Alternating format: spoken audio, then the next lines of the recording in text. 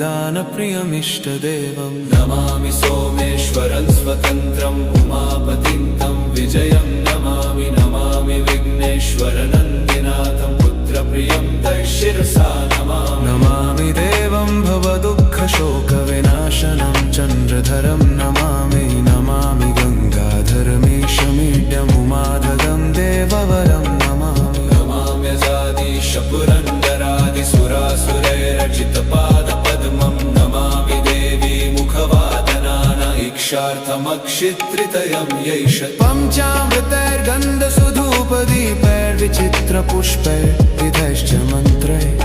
अन्नप्रकारैः सकलोप